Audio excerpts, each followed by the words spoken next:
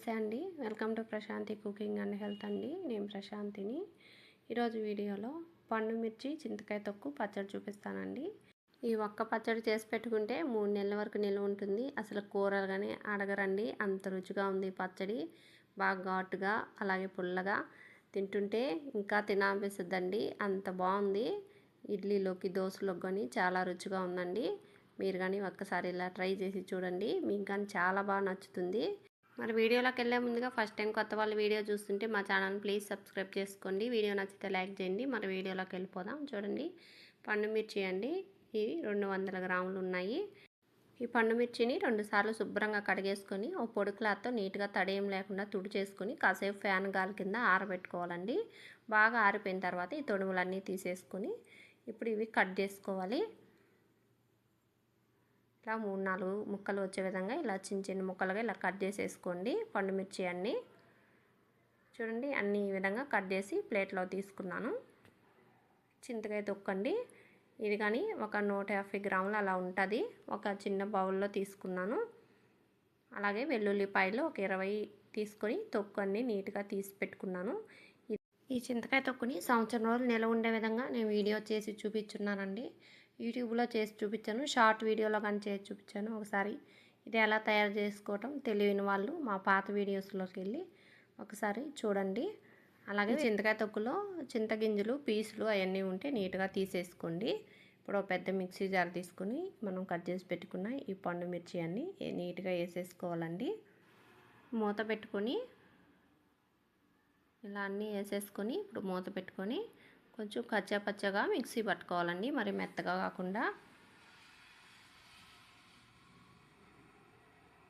చూడండి, మిక్సీ పట్టుకొచ్చేసాను. ఒకసారి స్పూన్తో ఇవన్నీ ఒకసారి ఇలా కలిపేసుకోవాలి.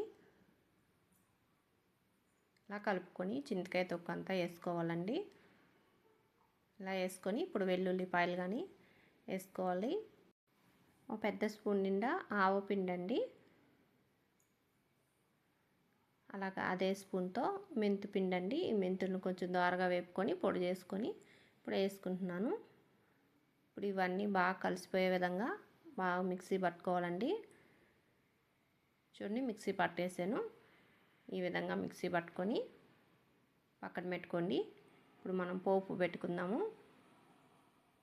స్టవ్ వెలిగించుకొని కడాయి పెట్టుకొని ఇప్పుడు 250 ml కప్పుతో ఒక 3/4 కప్పు సన్ఫ్లవర్ ఆయిల్ తీసుకుంటున్నానండి.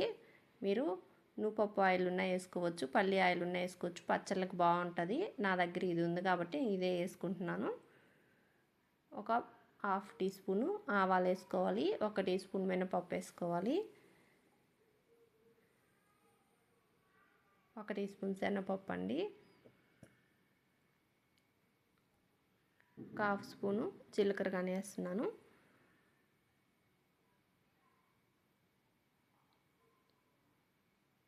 ఇవన్నీ కాస్త వేగేటప్పుడు ఇంగువ పొడి వేసుకోవాలండి, ఒక 1/2 టీ స్పూను. పచ్చడి కానీ మంచి స్మెల్ వస్తా బాగా రుచిగా ఉంటుంది, బాగా మంచిగా జీర్ణం అవ్వద్దండి ఇంగువ పొడి వేసుకోవటం వల్ల. ఒక 2 రెమ్మలు తడి లేకుండా ఉండే ముందుగా కడిగి పెట్టుకొని ఆరబెట్టుకున్న కరివేపాకు వేసానండి.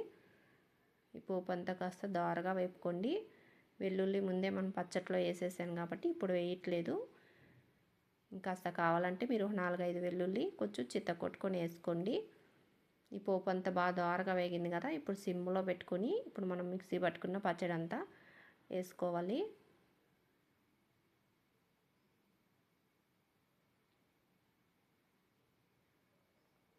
పచ్చడి అంతా ఇలా నీట్గా వేసేసుకోండి.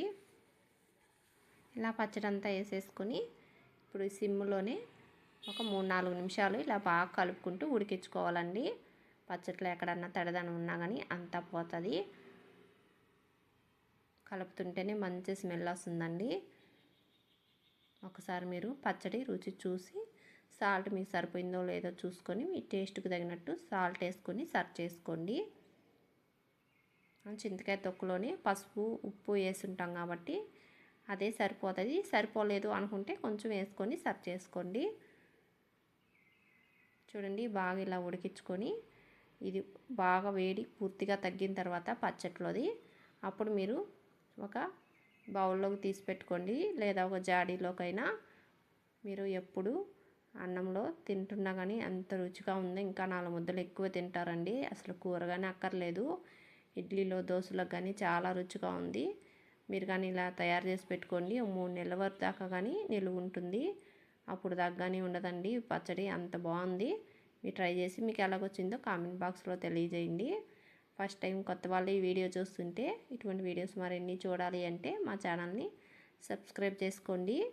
పక్కనే ఉన్న బెల్ బటన్ని క్లిక్ చేస్తే నేను పెట్టిన వీడియోస్ అలా మీకు నోటిఫికేషన్ ద్వారా వస్తాయండి. మా వీడియోస్ మీరు చూడొచ్చు. వీడియో నచ్చితే లైక్ చేయండి, షేర్ చేయండి. థ్యాంక్ యూ ఫర్ వాచింగ్ అండి.